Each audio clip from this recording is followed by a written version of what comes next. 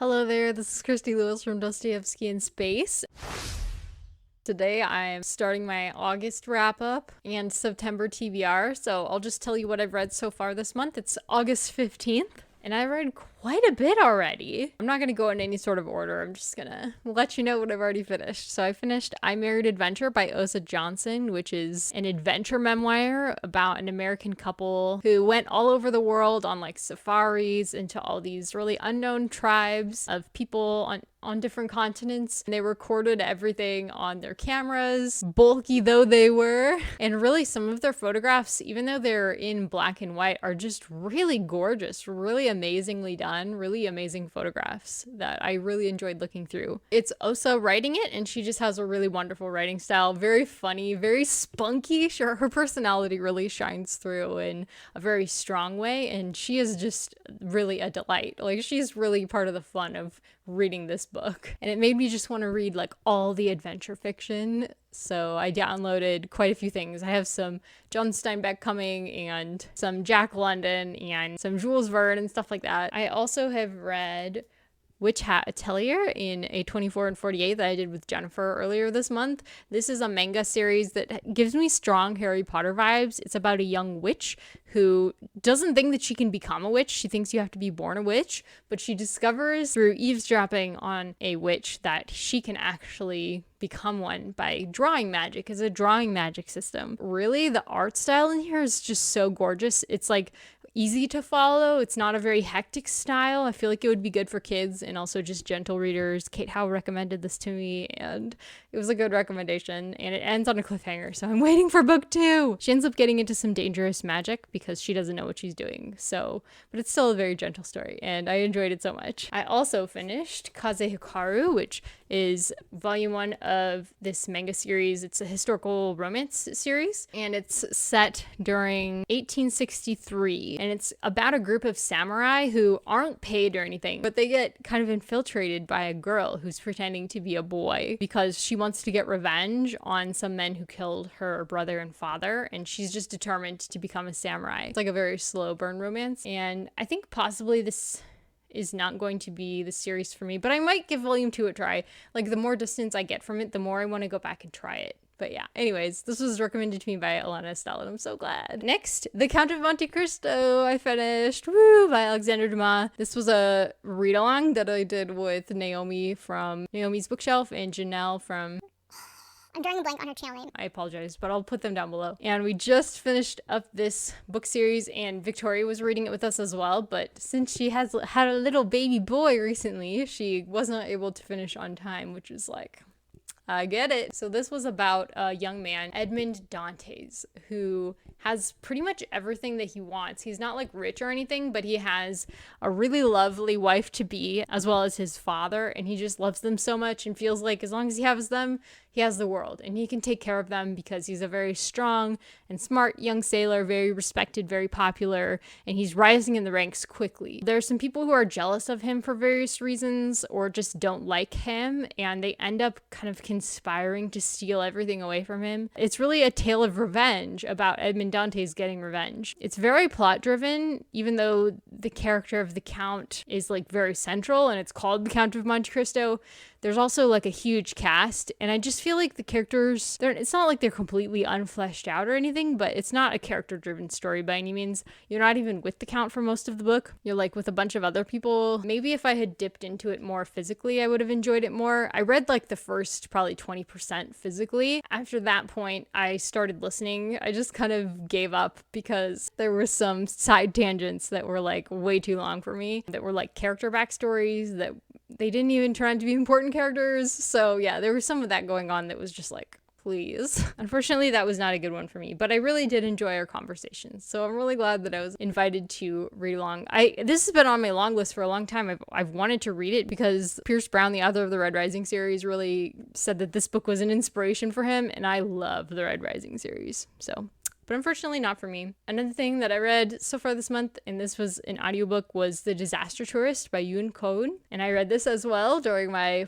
24 and 48 with Jennifer. This is a book about a woman who works for a company that sets up travel packages basically for people who want to travel to disaster areas. I guess it's called disaster tourism, which I've never even heard of before, but like when people want to visit the sites of famous disaster areas, this company will arrange for them to take a vacation there. And so it's really kind of examining the morality and ethics of that, of people going on the trips, of people setting up the trips, of what kind of impact that has on the environment in those areas, and people included in the environment, not just like the natural environment. And it just reminded me a lot of Extreme Makeover by Dan Wells, which means I didn't really enjoy this one either. It was very idea focused, which sometimes I really like with like science fiction and stuff, but I feel like the story, even though it was pretty short, it was already a pretty short novel, I really felt like it was still too long. Like this should have been a short story or something. I just don't think that there was enough material there for it to be that like a book. I haven't had a lot of luck with Korean fiction, but I mean, that's not surprising. I don't like American fiction much either. So really what I like usually is classics. But I am enjoying Korean nonfiction quite a bit. And I just hauled a book from a bookstore that I forgot to grab for you guys, but we'll see. Maybe I'll read that one in a later month. I'm excited about that one. Also, this is kind of billed as like a very feminist Me Too book, but I didn't feel like that was really the right way to describe it. Even though there is like a Me Too moment sort of in this book, that's not really what it's about at all. It's really much more about the environment. But there's one really great quote that I loved from this book. There's not really a difference between dying in a natural disaster and starving to death, is there? In the current situation, dying in a natural disaster would be preferable. That's from somebody who lives in an area where there was disaster tourism happening. That just really hit home for me. Quite a perspective shift. But everybody is stupid and corrupt in this book, so it's really not my kind of thing. If it was a short story, again, I think I would have really loved it. But actually, if you're an idea kind of a person, this book might really interest you and grab you. It's probably not for me, but it could be for somebody else if you were really interested by a book with like a strong hook like that. But I just felt like between like 5 and 60%, not that much happened. It was like a lot of setup for a short little book. I also finished volume 1 of the Apothecary Diaries manga, which I absolutely loved, and I really want to get going on book 2. Like I really, really want to get going on book 2, but I have some other things that I'm doing right now. But book 1 was so good. It's about a girl who used to run an apothecary, and she has the scars to prove it, right? Like snake bites and burns, and she would test all these ointments on her arm, and she's just such a quirky character that I love.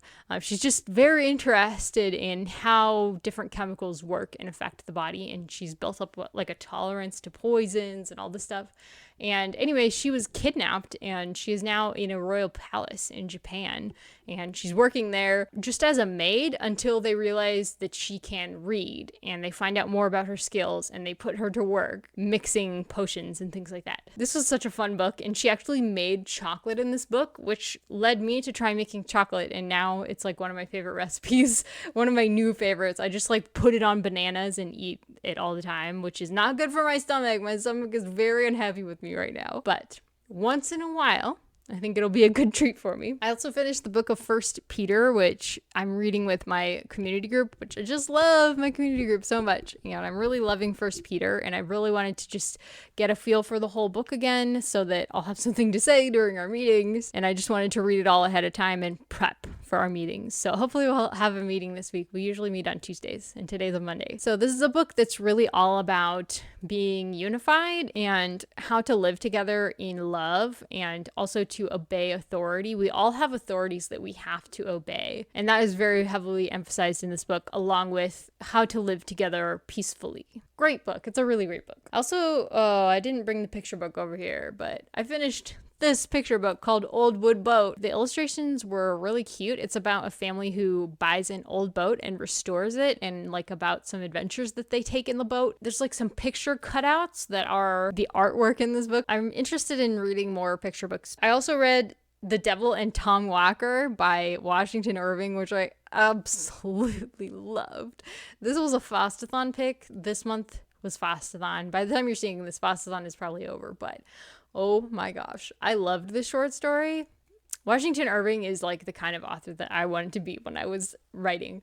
So this is a story about a man named Tom and his wife who basically meet the devil in, what is this, colonial America? I think this is post-colonial America. It's just so interesting, the comparisons it makes about morality. Tom is wandering around in the swamp, and it's just really lushly described, this American swamp. And he's talking about a legend of Captain Kidd who left some buried pirate treasure there. And he ends up running into this man who, I forget what he called himself, but the devil had a bunch of different names that he was using. And so there was a specific name that the devil was using in this story. He pretty much convinces Tom and his wife into various forms of bondage. Tom ends up turning like every kind of thing you can think of bad, like including religion. He gets real religious at one point and turns it to like devil work instead of good work. And he calls the devil friend. And the devil also compares some things that white people are doing versus what the Native Americans were doing, because of course they would consider what the Native Americans are doing to be very violent and bloody, and they would use strong bad language about them.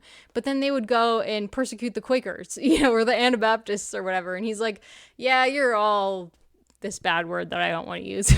It was just so colorful, so American. I really loved it. Such a great story. I can't wait to read more Washington Irving. Kind of like Joseph Conrad, my interest has been reawakened, and I just want to read everything by them now. So I'll link it down below if you guys want to read it. I also finished Unmarriageable by Soniah Kamal, which is a Pride and Prejudice retelling set in Pakistan, and I really enjoyed that. I read it pretty much entirely on audiobook, and I actually read most of it during July. So I did participate in Jane Austen July, but I didn't technically finish the book until August 1st. So here we are. I don't really have to tell you the plot because it's basically about a family of sisters and their mom and dad who've had money troubles, and they're basically trying to get matched with rich guys because their mom is very intent on it. But the main girl, Lizzie, she's like, I'm not going to get married. I'm not interested. I just am going to be a teacher and raise young minds to be more feminist. The comparisons that this book makes between Pakistani ritual life regarding females and marriage versus Regency England was just so fascinating to me. Sometimes if a feminist retelling of a book comes out, I'm kind of like, are you gonna ruin this classic? Kind of like the new Persuasion movie was like not really a persuasion movie at all. It really wasn't Persuasion. I don't even know why they call it that. I guess just for name recognition, but it was kind of like Persuasion for, what's that Regency romance series that everybody loves? I can't remember. Anyways, I did not think that it was a good retelling of Persuasion, and I was afraid that this book was gonna be like that, but Stephanie from Mr. Drew recommended it. I'm so glad that she recommended it to Kato's Patreon group, because I think that's where I heard of it, was in the group chat, and I loved this. This was so good. Highly recommend. 5 stars. Loved it, loved it, loved it. I haven't really been rating any of these books, have I? Devil and Tom Walker, 5 stars. The Apothecary Manga, 5 stars. First Peter, 5 stars. Picture Book, 3 stars. The Disaster Tourist, 2, 3. Yeah, I don't know. I don't really want to rate everything. Count of Monte Cristo was like a 40% out of 100. Witch Hat Atelier, probably like an 80% out of 100. I totally just switched rating systems on you. I Married Adventure by Osa Johnson, like probably 90% out of 100. So anyways, that's it for now. I'll update you guys later in the month if I finish a few more things, which I definitely think that I will. I'm reading more these days, I think, because I found just more fun things that I want to read that aren't super heavy. Anyways, I'll talk to you guys soon. Bye.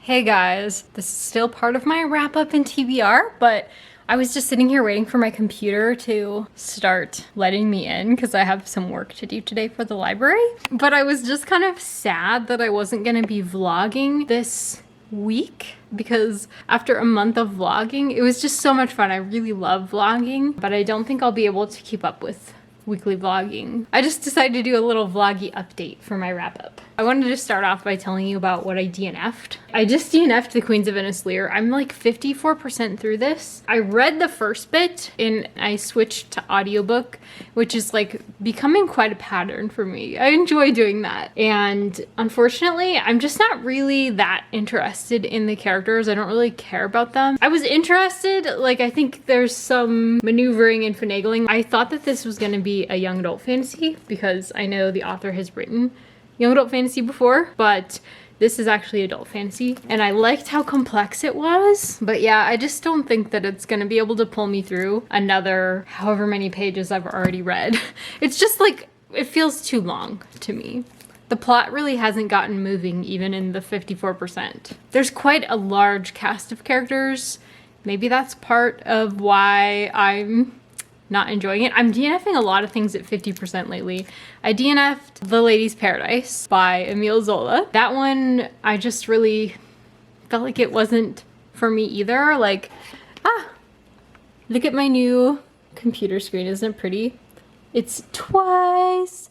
They just came out with 2 new albums, guys. 2 new albums. Anyways, The Paradise of Ladies follows a girl who is trying to find a job in France. I don't know exactly what year this is set in, but she's kind of caught in between the small shop versus the department stores, like the bigger shops, which are kind of killing the smaller shops. So she's like caught in between that divide. The guy who owns the department store uses ladies in his private life as much as he does in his store. He's basically like, I don't care if it ruins them and they have to spend a lot of money on stuff that they don't need as long as they keep buying stuff. So again, with the characters, I'm just not that invested. That's a very big deal to me. If I don't care about the characters, like, why am I even reading this? Unless you have something very profound to say, I really don't care. Oh yeah, and I DNF'd Sailor Moon, Volume 2, not because it's bad, but just because I just don't think I'm gonna be that into the series. I think it's probably good for teens especially. This book though gets back into more of their backgrounds than the first book did, so that was cool. It was good to hear about where all these sailor fighters are actually from. I'll just tell you a little bit of my TBR because I do know a couple things that I will be reading. I'm going to be reading The Name of the Rose by Umberto Eco, and I'm gonna buddy read that with Victoria. She just put out a wrap up in TBR and I was like, yay! And then I'm going to also buddy read Demons by Fyodor Dostoevsky with Tiffany from Beautiful Minutia. Those are 2 very chunky books, and I don't know if I will actually have time for like Shake-tember or Series September, which I haven't even really looked at what the challenges are or anything like that. Of course, DNFing is my latest hobby, so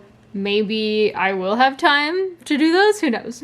I'm also going to be doing the Fall Into Reading challenge. They have like a bingo board, which I'm so excited about because now that I'm done with Tiffany's book bingo, which I'll talk about, I finished that. I was like, I don't know what I'm going to do with myself, but I'm not going to be reading the group reads with them until the 3rd group read. The 3rd group read is going to be that Korean book that I just got in a book haul recently. It's going to be here. It's this. That's pretty much all I can do like casually, but I will wrap up some more books a little bit later. But mainly my TBR is going to be those things, and then I have like some audiobooks that I would love to get through. Oh, and I've been reading A Brightness Long Ago by Guy Gavriel Kay. I'm probably like 25% through that. I'm loving it though, but I don't know when I'm going to be able to finish that because I already have giant books. And I also switched The Far Pavilions. I was reading it physically, but I switched to the audiobook because I feel like it would be easy to follow an audiobook. Those are my audiobooks I've been listening to: Before I Fall by Lauren Oliver, Jonathan Strange and Mr. Norrell, Atomic Habits, lots of things. I'll get back to you soon with the rest of my wrap up. Hello there, guys. It is now the end of August and it's almost time for September. So that means it's time to wrap up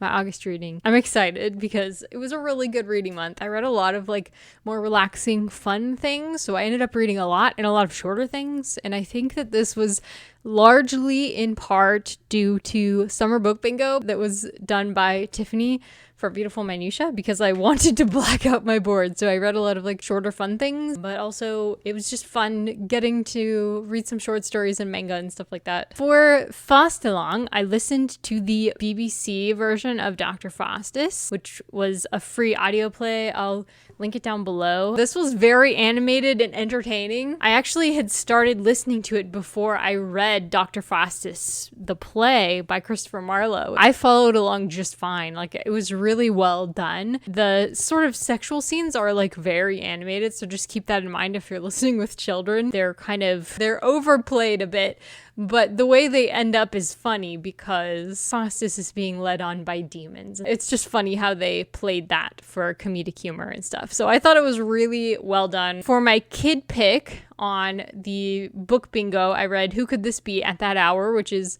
by Lemony Snicket or Daniel Handler, who also wrote the Series of Unfortunate Events series. This is a prequel series to that one, so it was very fun. If you like Daniel Handler's writing style, you will enjoy this series. I can't even really tell you much about the plot, but it's about a young sleuth who pairs himself up with somebody who is not a very talented sleuth, all because he has his own plans, and you keep getting the rug pulled out from under you by the style and the plotting and what the character knows or doesn't know. There's like literary references, and the style is just so fun. I really love Daniel Handler's style. I really enjoyed this, so thank you to Claire who did my kid pick for me. I also finished Emma by Jane Austen, and this was a read-along that I did with Kate from the Literary Apothecary, and the live show is going to be on her channel this coming Saturday at 4 p.m. Eastern, 1 p.m. Pacific time. And we were supposed to actually have it earlier, but I really wasn't feeling good the day of the live show, and so I just was like, oh, I'm sorry guys, I can't make it. And they postponed so that we could do it together, which was just so sweet. We're gonna do it together and I can't wait. Emma is a lot more active of a heroine than a lot of Jane Austen's heroines are, and so I think it really was stressful for me for a long time because Emma wants to be a matchmaker and she has some friends and she tries to like matchmake for them and she makes all these bad decisions. It wasn't though as stressful throughout the whole thing as I was kind of thinking. Like once I got past the first like 30% or so, somewhere around there, I started to feel better about it and enjoy it more, even though there's one particular scene that just almost kills me. It's so good. But the way Jane Austen writes is not, usually maximizing the stress. Thankfully, it really wasn't as bad as I was thinking. I had actually DNF'd it before because I thought it was too stressful, but I ended up really enjoying it. There's a lot of comedic relief with these really talkative characters who just don't know when to shush. The whole neighborhood is very entertaining and the book is very entertaining, so I did end up really enjoying it after all. And I also read a short story called A Sound of Thunder by Ray Bradbury, which is, as you can probably imagine, associated with Ray Bradbury. It's a classic sci-fi short story. It is so entertaining, guys. It's about a group of people who go back in time, and it's like a tour group where they will take you wherever you want to hunt, like big game hunting basically. And so they decide they want to go to the Jurassic period and kill a T-Rex, and they go, and it's like they have to be very careful lest they kill a blade of grass and it'll cause an ice age during their lifetime or something, So it's a very interesting short story. Highly recommend. It is free online. I'll link the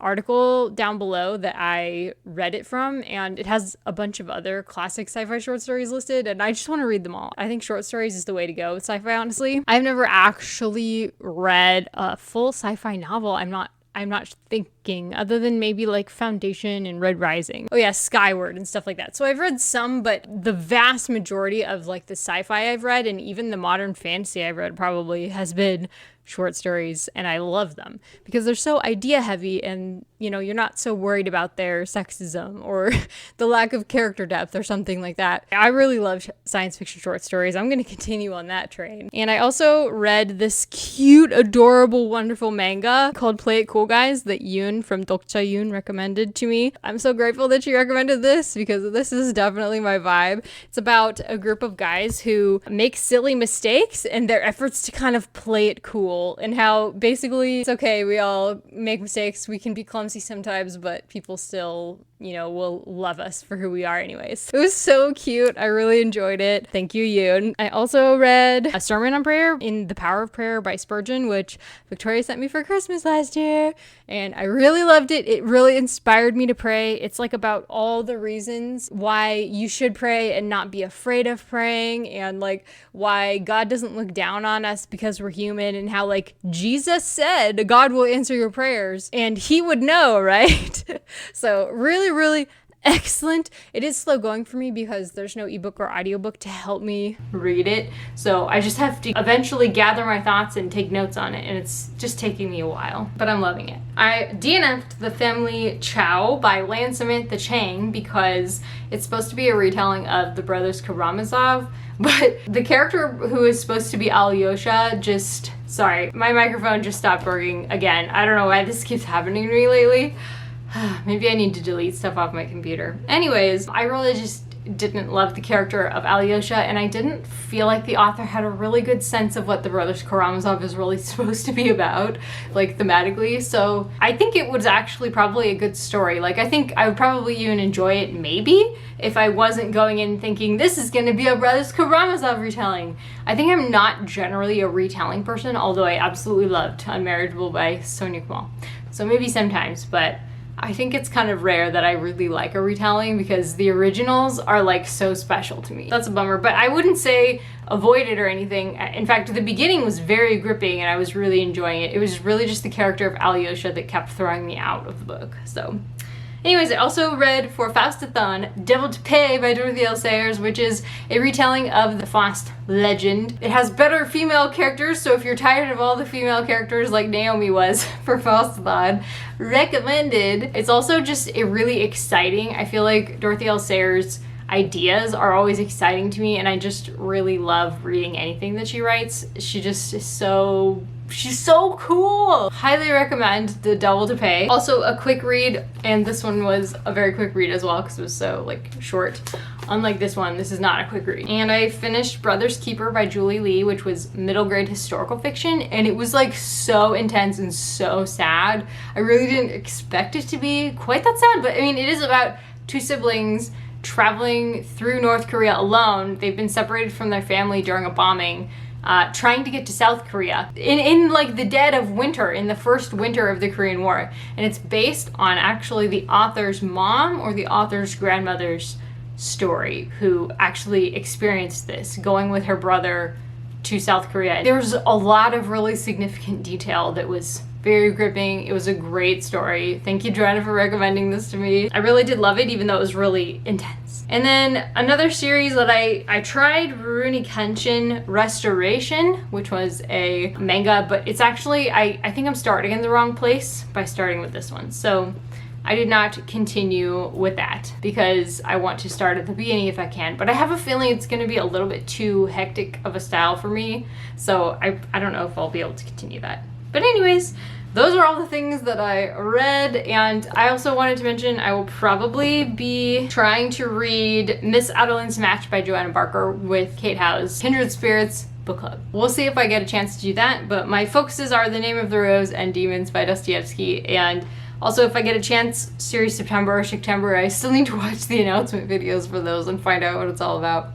Anyways, let me know if you're taking part in any of the millions of readathons that are happening next month. Love to chat with you guys in the comments, so thank you all for keeping me company, and I'll talk to you guys soon.